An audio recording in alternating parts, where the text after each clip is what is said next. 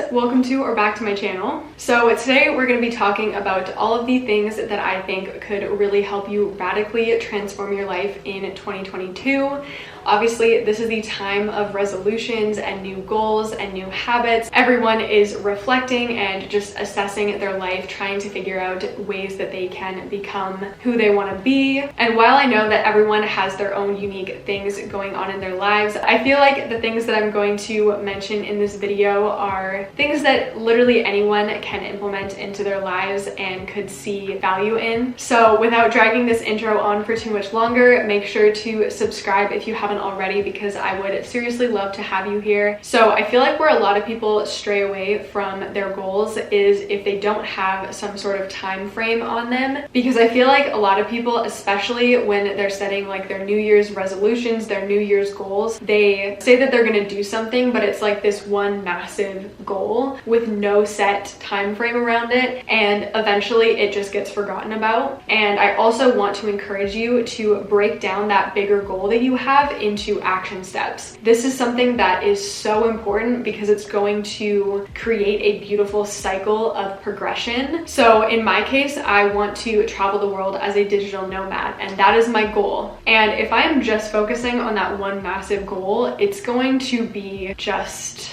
a shot in the dark the whole way. So in my case, my action steps right now are saving up for my first trip and renewing my passport. And the more small wins that you have, like the more small goals that you achieve, working towards your bigger goal, that is going to boost your confidence and make you feel so much more capable, which in turn will then help you achieve more of those small goals, which will help get you even closer to your bigger goal. And I also do want to talk about the whole concept of SMART goals, because this is something that was taught to me in school, and ever since that point I have just had such a major problem with it, because one of the elements that they teach you about goal setting in school is that you have to be realistic. So there are about 8 billion people in the world, approximately. There's probably more by now, but you're telling me that everyone has one reality. Everyone has their own concept of what is realistic and what isn't. So my question to you is, why not lean into what you believe is realistic? So I really just want to encourage you to dream big, as cheesy as that is, and don't set limitations on yourself. So the next thing is something that I actually learned recently, but ever since I kind of started doing this, it has added so much more joy and value into my life, and that is to make time to do things without expectations. I was actually having a conversation with a friend a little while ago, and something that she said was that work has kind of just become her life, because my friend group, everyone has kind of just recently graduated high school, and we're all just kind of starting to experience adult life. And you know, now a lot of us are like going to work, and that kind of has become our new routine, and it kind of just consumed our life like right off the bat. And I think that with school or with work, a lot of the time we just kind of allow those priorities to become our entire life. So making time to read, to write, to paint, to dance, to literally do whatever you want to do just without expectation, that is something that is going to help fuel our inner child and just bring us back to a place of just simple joy, which is not only something that I feel like everyone just needs to experience more of, but is also going to allow you to feel like you have more to your life than just being a student or going to work. I was also just recently introduced to the concept of a happiness plan, and I love it because I feel like we all are constantly hearing about how you have to have a business plan and like a life plan, but where's the happiness plan? So this is something that I have recently done as well, and I really encourage you guys to do it too, and that is to, it's right in front of me. Take out a journal, take out a piece of paper, and just fill an entire page with simple activities or hobbies or just anything that makes you happy. Things that you could probably incorporate into your week on like a relatively frequent basis. So as I said, this could be things like reading, writing, drawing, painting, starting little projects around your house, anything that you can do that has nothing to do with school or work. Something that is just for you. Where is it? It's not behind me me anymore. I just recently read an entire book in 2 days. I have not read that much since like 4th grade, but it was so fun, and I just kind of felt like a little kid again, just like sitting there and reading and, you know, not having any sort of set expectation behind it other than just reading the book. And it was so fun. So the 6 foundations of health are hydration, movement, sleep, nutrition, breath, and thoughts. Especially when we find ourselves in a super busy season of life, things just slip away from us. And usually the first few things that go are the basics. Things like drinking enough water, making sure that you're eating properly, and moving your body on a semi-frequent basis. So if you're really thinking of things that can radically transform your life, I do really believe that just focusing on the basics is the most crucial out of all of this. The goal here is to really be able to show up in your life from a place of overflow, but you need to make sure that you're filling up your own cup first, or else you're going to be pouring from an empty cup. Which brings us into our next topic that I wanted to talk about, and that is the concept of primary food and secondary food. So secondary food is what we know as our legitimate physical food that we consume to keep us going, and primary food is what keeps our mind and soul going. So things like social connection, creativity, inspiration, passion, any activities really that make you feel fulfilled. Figure out what in your life is your primary food, things that you have implemented or can implement into your life that are going to fuel your mind and soul. So I know for me, reading has become a huge source of primary food, things that fuel my mind and fuel my soul, but also things that are like artistic. I love painting and drawing. I'm not the best at it, but it doesn't necessarily have to be something that you're exceptional at. It can literally be anything that brings you joy, because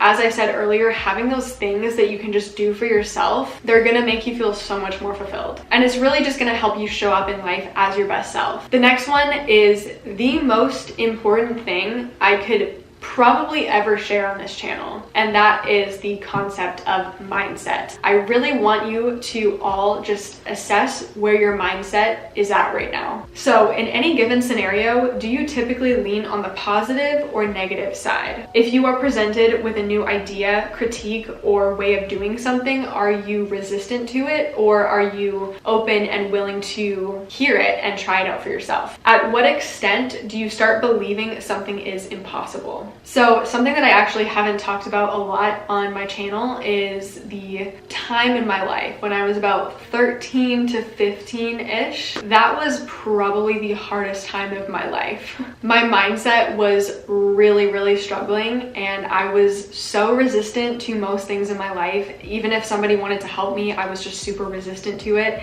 and I was just like not functioning well, to say the least. Things like getting assignments done, or just simply getting through the school day, or going to dance, which is something that I really genuinely loved. Those things all became extremely difficult because my mindset was just in a really bad place. But somewhere along the line, something just switched in my mind. I don't exactly know what exactly happened. There were like a few things that I maybe could kind of pinpoint as like something that started this journey for myself, but it's complicated is what I'm saying. So I can't necessarily give you a concrete like exercise to do to improve your mindset, but just consider where your mindset is at and think about if there is any way that you can improve it and whatever improvement means to you. So just as a generalization, if you do feel like you could benefit from some mindset work, this book, I swear, is everything that I needed to hear when I was younger. And if I had read this sooner, I could have learned these lessons sooner as well. But it is so good. It is so good. This is The Power of Now, A Guide to Spiritual Enlightenment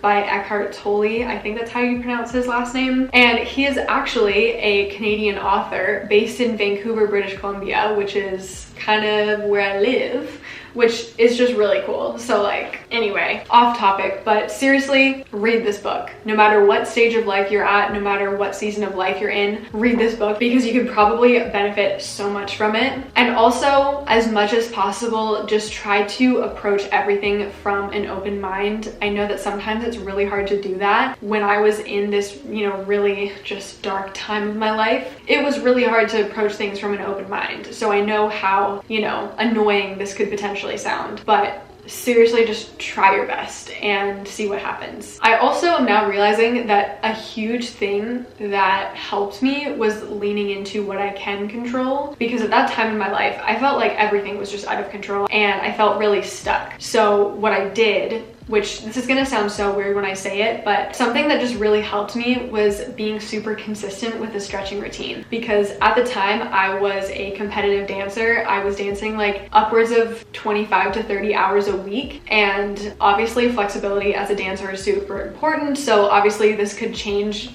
based on what you're doing. But that really helped me, and it helped me accelerate that aspect of life, and it kind of pulled me out of a resistant mindset, if that makes sense. Like it was a process, but it helped. Anyway, I digress. So the next thing is to create a weekly to-do list as opposed to a daily one. Personally, I love this, and I have no concrete proof that this is like gonna work for everyone, but I strongly encourage you all to just give it a shot and see how it works for you. Because personally, by doing this, I was able to minimize my anxiety a little bit, somehow just find more time in my week, and also just be more productive. Something about being able to see a week in its entirety for me just helped me feel a lot calmer, and everything just felt more manageable. I honestly don't have too much to say about this one, but I think that it's just something that you might find value in, so I wanted to throw it in. Oh, this next one is so important too. Treat yourself with respect. I believe that every single person on the planet deserves to be respected. I also believe that respect starts with yourself, because you have to be committed and respect your own time and your own goals. Chances are, if say your teacher at school or your boss at work assigned you something, you would do it. So why not treat your own goals or your own priorities with the same level of respect? This was something that I really started to learn when I started doing YouTube, because obviously being a YouTuber, you don't have anyone that is telling you like you have to sit down and film a video right now. Like you don't necessarily have a deadline like you do at school or at a job. I really had to start really just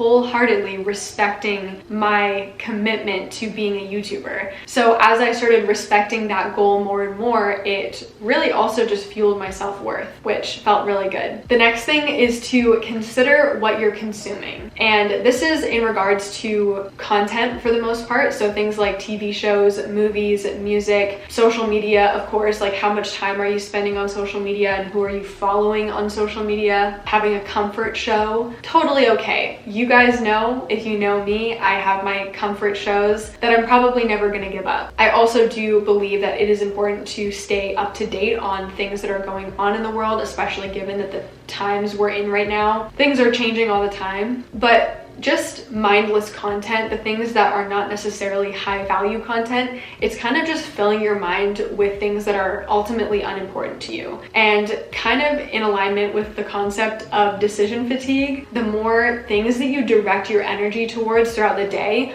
the less energy you have later on. So I really just encourage you all to minimize the amount of content that you're consuming and consider the impact that that content is having on you. Because of course you want to have more energy to pour into fueling your goals and what you want to do in your life. So also just some other honorable mentions, things that I didn't necessarily want to say outright in this video as like its own separate section, just because I feel like every other channel that's doing a video like this has probably said something similar. Just some habits that I have found extremely helpful are things like meditation, reading, journaling, exercising, things like that. I can certainly say that those things have contributed to the transformation of my life. So those are just some things to consider. So that is all for this week's video. If you did enjoy watching it and you found value in it, make sure to give it a thumbs up because it really does support my channel. You can also subscribe if you want to stick around and not miss any content from me in the future. Here's my Instagram and TikTok if you would like to see more content from me. I am actually posting daily on TikTok right now, so it is definitely a great place to check out. Other than that, I really hope you guys are having a wonderful start to 2022. It still feels so futuristic when I say that. Like, how are we in 2022? Anyway, with all of that said, I hope you're doing well and I will talk to you in my next video. Bye!